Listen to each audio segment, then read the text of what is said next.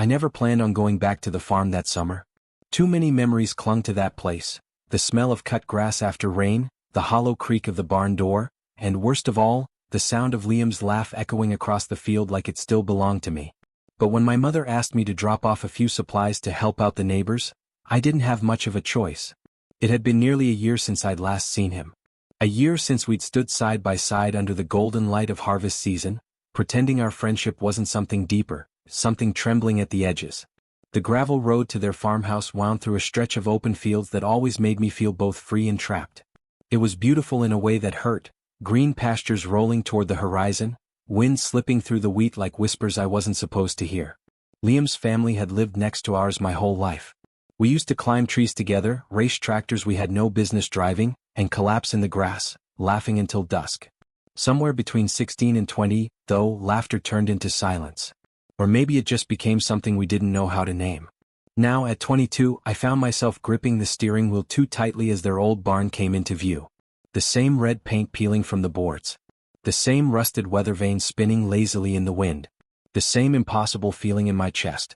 Liam was outside, hauling bales of hay onto a trailer, his shirt clinging to his back in the afternoon sun.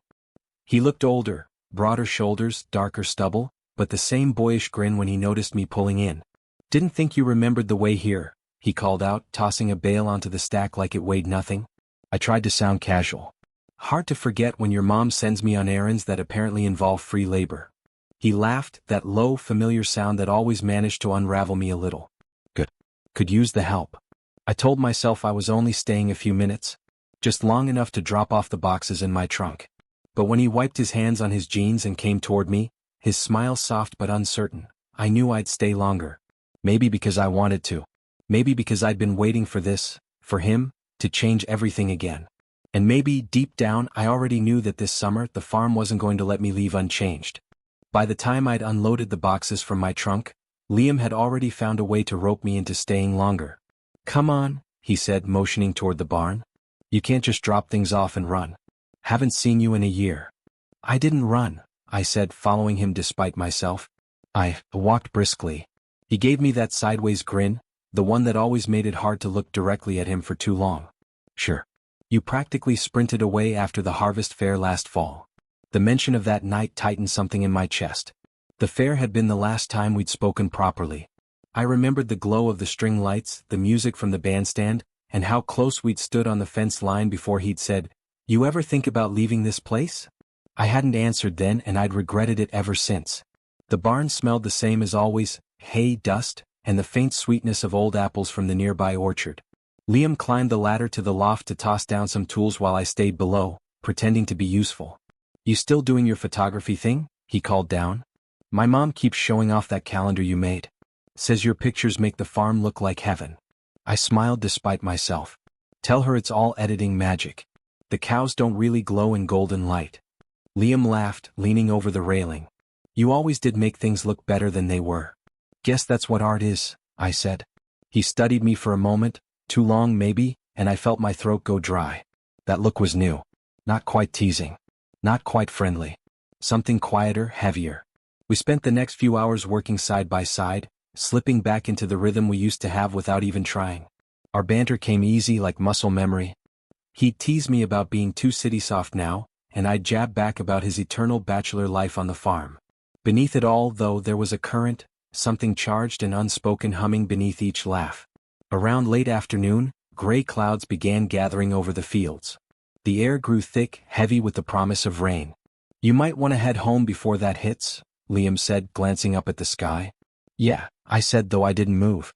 I could already feel the drizzle starting to pepper my arms. "Guess I should." He hesitated. "Or, you could wait it out here. Storm will probably pass in an hour." I should have said no. I should have played it cool, driven off before the roads turned slick. Instead, I found myself shrugging. "Yeah, might as well."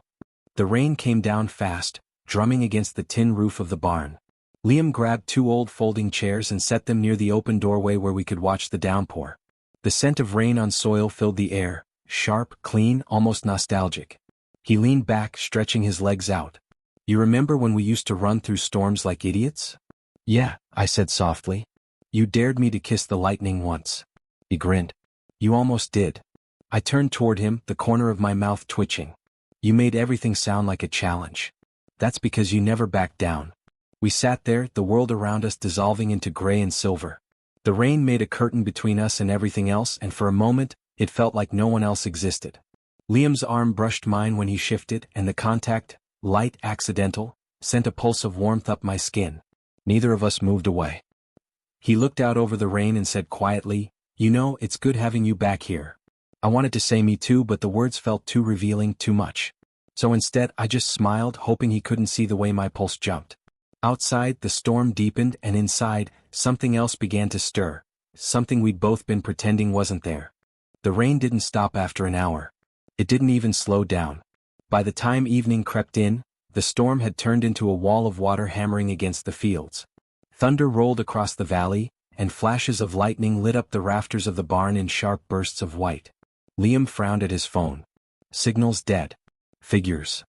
I laughed weakly. So much for waiting it out. He looked at me, then at the rain pouring outside. You're not driving in that.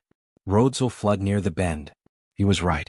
I'd grown up here. I knew the way the land dipped low where the creek crossed the old road. One wrong turn and my car would be half underwater. So, I guess I'm staying? I asked, trying to sound casual, but my voice wavered slightly. He rubbed the back of his neck. Guess you are. Then, with a crooked grin, hope you don't mind sharing the guest room. The old one still filled with boxes. Something inside me twisted at that. The old one. My old room, the one I used to stay in during summers before things had changed. Before I'd started looking at him differently. We made our way into the farmhouse when the rain eased enough to sprint across the yard. By the time we stumbled inside, both of us were soaked. My shirt clung to me, and my shoes squelched against the wooden floorboards. Liam tossed me a towel. Bathroom's still where it's always been. I'll find you something dry. When I came back out, toweling my hair, he was waiting with a flannel shirt and a pair of old sweatpants that hung loose on me. He smirked. Didn't think I'd ever see you in farm clothes again. I rolled my eyes. Don't get used to it. But his eyes lingered a second too long, and my heartbeat quickened. There was a softness there, something unguarded that I hadn't seen before. Dinner was simple: leftover stew, bread, and the steady rhythm of rain against the windows. The power flickered once, twice, and finally cut out entirely. Darkness swallowed the room, save for the glow of a lantern Liam pulled from the shelf. "Well," he said, setting it between us on the table, "looks like we're really stuck now." The light cast his face in soft amber shadows. The air felt close, heavy with things neither of us were saying. After we ate, he led me upstairs to the guest room. It smelled faintly of cedar and dust. He hesitated in the doorway. "There's only one blanket in here. I'll grab another from my room." I caught his wrist before I could think. "It's fine. I'll manage." He looked down at my hand, and for a second I thought he might say something. But he just nodded, quiet. "All right. Night then." I didn't sleep much. The storm raged on, wind howling through the cracks of the old windows. Around midnight, the temperature dropped sharply, and the room grew cold enough to see my breath. I pulled the thin blanket tighter but couldn't stop shivering. Then came the knock. "You awake?" Liam's voice was low, almost uncertain. "Yeah," I said. He opened the door halfway, holding another blanket. "Thought you might need this. Power's still out." He stepped inside, and for a moment we both stood there, the air thick with awkward silence and something else. Anticipation, maybe? He moved closer, draping the blanket over my shoulders. His fingers brushed the back of my neck, light as static, and I swear every nerve in my body lit up. "You're freezing," he murmured. I tried to laugh it off. Guess I lost my small-town tolerance for cold. He smiled softly, but it didn't quite reach his eyes. "You lost more than that, didn't you?" The question caught me off guard. "What do you mean?" He hesitated. "I don't know. You left. And it felt like you took something with you." I swallowed hard. "You could have called." "I did," he said quietly. "You stopped answering." The words hit like a confession. I couldn't meet his eyes. It was easier that way. For who? I didn't have an answer. The silence stretched until another rumble of thunder broke it apart. He sighed and sat down on the edge of the bed. The mattress dipped, pulling me slightly toward him. I could feel the warmth radiating from his skin, the faint scent of hay and soap clinging to his shirt. He looked at me then, really looked, and something in my chest gave way. "You always get this quiet when you're thinking too much," he said softly. "Yeah. And what am I thinking about?" He tilted his head, a ghost of a smile forming. That's what I've been trying to figure out for years. I should have said something, anything, but all I could do was sit there, heart pounding, watching the way the lantern light flickered across his face. The storm outside had softened to a steady patter, the kind that lulled everything into stillness. Liam shifted, lying back against the headboard, then glanced at me. "You can come closer if you want. Warmer this way." It was a simple offer. Harmless even, but it didn't feel harmless. It felt like stepping onto a ledge. I hesitated only a second before sliding under the shared blanket, careful not to touch him. Except our shoulders brushed anyway, and the contact was enough to unravel every defense I had left. In the quiet, our breathing synced. I stared at the ceiling, pretending not to notice when his fingers twitched closer, brushing against mine. Just once. Then again.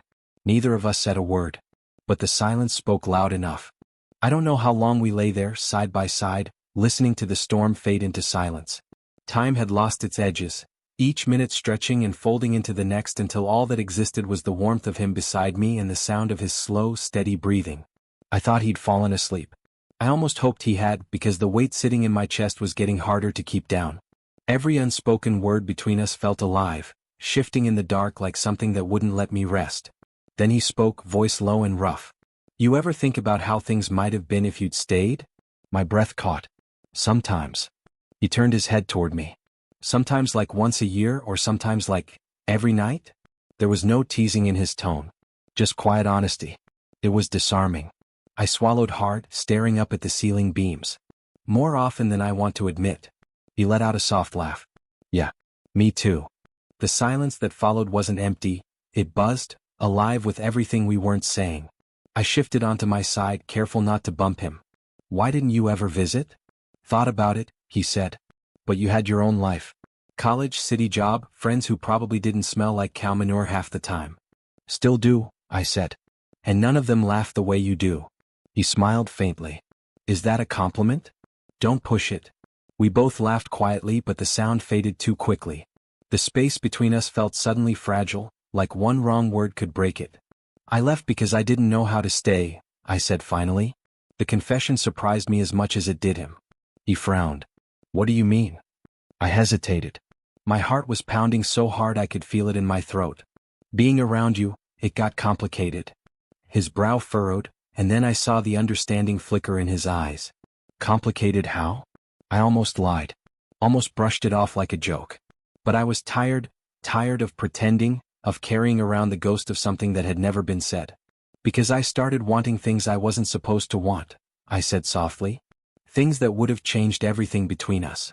The words hung there, heavy and trembling. Liam didn't move. Didn't even breathe, it seemed. His eyes searched mine, the lantern light reflecting off the amber in his irises. "What things?" he asked finally, though I think he already knew. I tried to smile, but it came out uneven. "You really need me to spell it out?" "I just need to hear you say it," he said. His voice was barely more than a whisper, but it hit me like thunder. My chest tightened. "You," I said. "I wanted you." The words left my mouth before I could take them back, and suddenly the air between us felt charged, too real, too raw. I forced myself to meet his eyes, waiting for the rejection, the confusion, the anything that would make sense of this mess I'd carried for years. But Liam didn't pull away. He just sat there, staring at me like I'd said something sacred. Finally he exhaled. "You think I didn't know?" I blinked. "You, what?" He gave a small, sad smile. "You were always terrible at hiding things. You'd look at me like you wanted to say something, then act like you'd forgotten how to talk. I figured if I pushed I'd scare you off." "You did scare me off," I said quietly. "Yeah," he admitted. "Guess I did." The storm outside had dwindled to a faint drizzle, but inside, it felt like lightning was still crawling under my skin. He shifted closer, the blanket sliding off his shoulder. "I spent years thinking about that night at the fair. You remember?" "Yeah," I whispered. "The fence line." He nodded. "I almost kissed you." My pulse jumped. "Why didn't you?" "Because you didn't look ready," he said. "And I wasn't brave enough to find out if I was wrong." For a moment, neither of us spoke. The weight of it all pressed down, the years, the silence, the missed chances. Then he reached out, his hand hovering in the space between us. "Tell me if I'm wrong now," he murmured. I didn't. I couldn't. I just stayed still, watching his fingers move closer until they brushed my jaw. The touch was hesitant, reverent, like he was memorizing something fragile. When his thumb traced the corner of my mouth, I felt my breath hitch. Every nerve in my body screamed yes, but my mind, the cautious, terrified part of me, still whispered, what if this ruins everything? Liam, I said, the word breaking apart in my throat. If we... He stopped me with a quiet shake of his head. Stop thinking. Just be here. The simplicity of it undid me. So I was... He leaned in slowly, giving me every chance to pull away. I didn't. When his lips finally met mine, it wasn't fireworks. It was release. Soft, steady, inevitable. Years of unspoken words finding their way out in a single, trembling breath. I kissed him back like I'd been waiting to do it my whole life, because maybe I had. When we finally broke apart, I kept my forehead against his, both of us breathing hard. He laughed under his breath, the sound shaky but real. Well, that only took, 6 years? 7, I murmured. But who's counting? He smiled, thumb still brushing against my skin. So, what now? I didn't have an answer. My heart was still catching up to the fact that he was real. But the fear that used to come with the thought of him was gone, replaced by something quieter. Peaceful. I don't know, I said honestly. But I don't want to run again. He nodded slowly, eyes soft. Then don't. He pulled me closer until I was resting against him, my head on his shoulder, our hands loosely entwined under the blanket. The warmth between us wasn't just physical, it was something that reached deeper, threading through all the years we'd spent apart. After a while he spoke again, his voice barely a whisper. You know, when my uncle asked me to take over more of the farm, I almost said no. Why? He smiled faintly. Didn't want to be stuck here while everyone else moved on. But now, he glanced at me. Maybe staying doesn't sound so bad. Something about the way he said it made my chest ache. In the best way. Outside, the rain finally stopped. The world felt clean, quiet, waiting. We lay there in that silence, tangled in something that wasn't just affection. It was belonging. And as his thumb traced slow circles against my palm, I realized this wasn't the end of something long denied. It was the start of something neither of us had words for yet. But for the first time in years, I didn't need words. Just him. Morning came soft and golden, spilling through the slats of the old shutters and pooling on the floorboards like warm honey. For a few heartbeats I didn't move. I just listened, to the steady rhythm of Liam's breathing beside me, to the faint ticking of the clock downstairs, to the hush that followed a night of rain. It felt unreal, almost delicate. His arm was still draped across my waist, heavy and comfortable, and our legs were a tangle beneath the blanket. I could feel the rise and fall of his chest against my back, the gentle brush of his thumb tracing idle shapes on my skin. When he realized I was awake, he spoke, voice rough from sleep. You planning on pretending to be asleep all morning? I smiled into the pillow. Depends. Is there breakfast involved? He chuckled, the sound low and familiar, vibrating against my spine. Only if you help make it. Otherwise I burn things. I turned over to face him. His hair was a mess, his eyes half-lidded with sleep, and he looked more at peace than I'd ever seen him. It hit me then, this was real. We'd said it, done it. The world hadn't ended.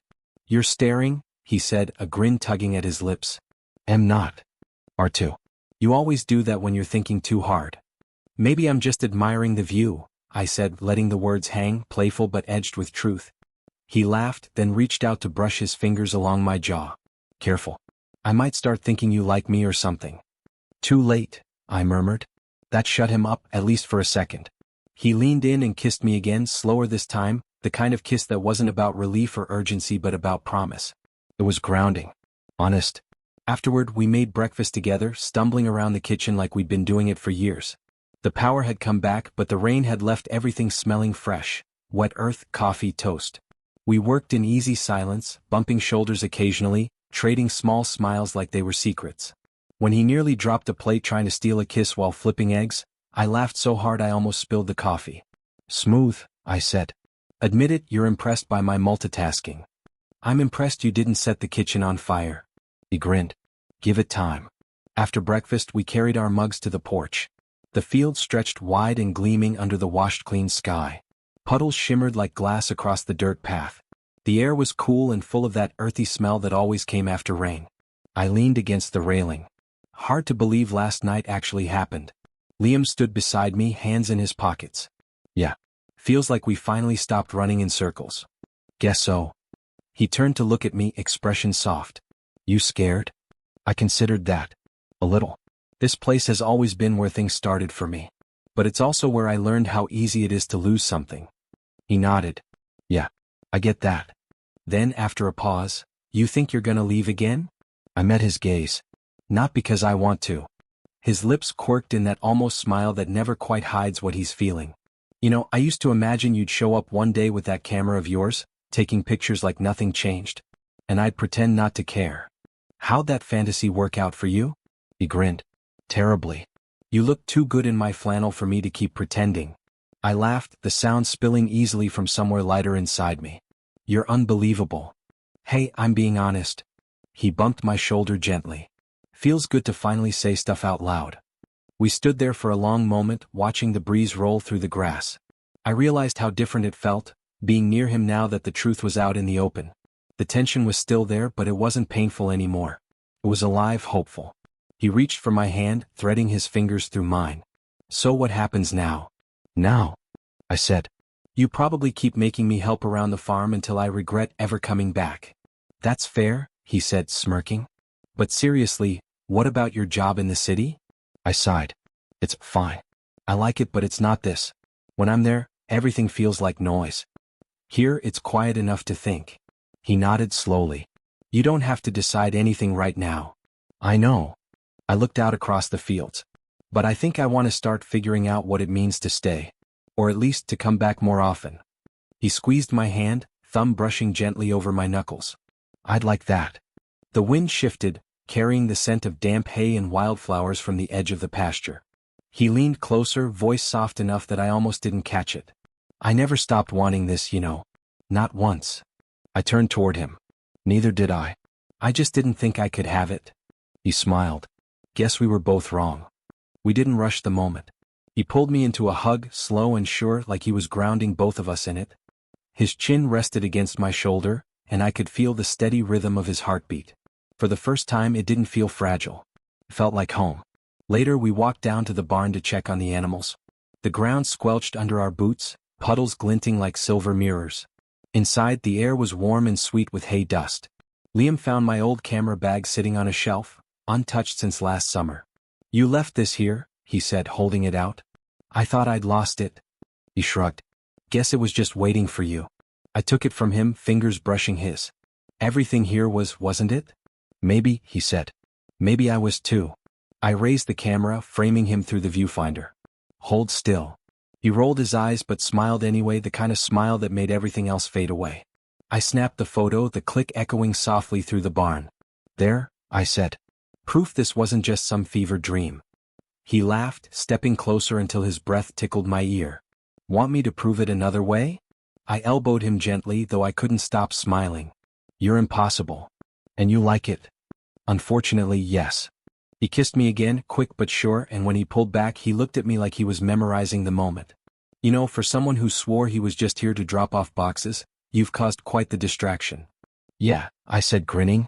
Guess I'm good at that. We stayed there until the sun climbed higher, turning the fields gold again. The storm had left everything cleaner, sharper, as if the world itself had exhaled. When we finally walked back toward the house, our hands brushed once, twice before finding each other naturally. I looked over at him and said quietly, I don't know what comes next.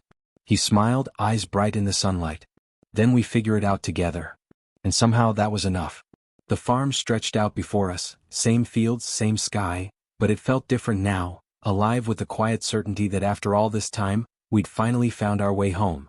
A week slipped by faster than I expected. Days blurred into a rhythm I didn't know I'd missed, morning light spilling across the fields, the low hum of tractors, the steady companionship of someone who didn't need words to understand what I meant. Liam and I found our own pace. We didn't talk about what we were, not yet. It was enough to wake up tangled in the same sheets, to share coffee on the porch before the sun burned through the mist. Every now and then, his hand would brush mine while we worked, or his shoulder would bump mine in passing, small touches that said more than anything either of us could name. It wasn't perfect.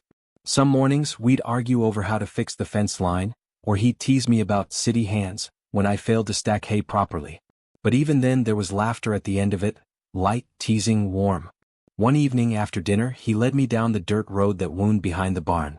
The sun was low, painting everything in that golden hue that makes even the ordinary look holy. You remember this spot? he asked as we reached the edge of the pasture. I looked around. The oak tree, the old fence posts, the view that stretched out forever. Yeah. You brought me here the summer we graduated. Said this was your thinking place. He smiled, slipping his hands into his pockets. Still is. Except now, I think better with company. We stood there a while, the world humming with crickets and wind. I glanced over at him, at the soft lines of his face lit by sunset. Feels strange, I said. Being back but not being the same. Yeah, he said. Feels better though? It does. He turned toward me then, expression more serious. I've been thinking. You don't have to stay here if you don't want to. But if you do, if you ever decide to, I'd make room for you. Real room. Not just in the house. My chest tightened. Liam? He held up a hand. You don't have to answer. I just want you to know you could. The simplicity of it hit harder than any grand gesture could have. Not an ultimatum, not a plea, just quiet, steady certainty. I stepped closer, close enough that I could see the flecks of green in his eyes. You always did make things sound easier than they are. He smirked. Only when I mean them. For a long moment, neither of us spoke. The wind picked up, carrying the scent of grass and rain-soaked soil. I thought about the city, about deadlines and noise, about how lonely it had all felt. And then I thought about this. His laugh, the morning quiet, the way the sky opened wide enough to make you believe in second chances. Maybe, I said slowly, I could split my time. A few weeks here, a few in the city. Try both for a while. He smiled, relief flickering behind his eyes. I can live with that. Good, I said. Because I think your cows would miss me. Oh yeah, he said with a grin. Especially Daisy. She's been mooing about you all week. I laughed, leaning into him, and he wrapped an arm around my shoulders, pressing a light kiss to my temple. It was such a simple gesture, but it held everything. Comfort, promise, belonging. As the sun dipped lower, I pulled out my camera. Hold still, I said. He groaned. Again? Just one more. For me. He sighed dramatically but smiled anyway, the kind of smile that reached his eyes and crinkled the corners. I snapped the picture, the shutter click cutting through the quiet. When I lowered the camera, he was still looking at me. You're gonna run out of film if you keep taking pictures of me. Then I'll just buy more. He laughed softly, shaking his head. You're impossible. Yeah, but you like it. He didn't deny it. We walked back to the farmhouse as dusk settled, the sky shifting from orange to lavender to deep blue. The porch light flicked on automatically as we climbed the steps. Fireflies blinked in the tall grass, and the sound of frogs rose from the creek. Inside, the air was warm and faintly sweet from the pie cooling on the counter. I set my camera down and Liam poured us both a drink. To what? I asked, lifting my glass. He thought for a second. To not running away anymore. I smiled, clinking mine against his. I'll drink to that. We sat at the kitchen table, sipping slowly, the quiet stretching comfortable between us. Outside, the night pressed against the windows, thick and full of stars. Liam leaned back in his chair, watching me. You know, you still haven't told your mom you're staying longer. She'll figure it out when I stop coming home. He chuckled. You're terrible at goodbyes. Yeah, I said. But I'm getting better at staying. He reached across the table, palm up. I set my hand in his and he laced our fingers together. You really mean that? He asked softly. Yeah, I said. I really do. His thumb brushed the back of my hand, slow and deliberate. Good. Because I'm not planning on letting you bolt again. I smiled. You couldn't stop me if you tried. Try me. We laughed, and it was the kind of laugh that felt like a promise, light and sure and full of everything that lay ahead. Later, when I stood on the porch one last time before bed, I looked out at the dark fields. The horizon stretched wide beneath the stars. Somewhere a barn owl called. The air smelled like new beginnings. I thought about how strange it was, the way love can hide in plain sight, waiting for the right moment to be seen. All those years of silence, of almosts and maybes, and now it was here. Simple. Real. Behind me, the door creaked open and Liam stepped out, barefoot, hair tousled from sleep. You coming to bed? Yeah, I said, turning toward him. Just wanted to remember this. He joined me at the railing, his arms slipping easily around my waist. You'll have plenty more to remember. I hope so. He kissed the side of my head, voice low. You will. I'm not letting you forget. I looked at him then, really looked, and felt that same quiet certainty I'd felt the night of the storm. The feeling that I'd come back to something worth staying for. The farm stretched out before us, shimmering under the moonlight, familiar, endless, full of possibility. And for the first time, the future didn't feel like something to chase. It felt like something to build together.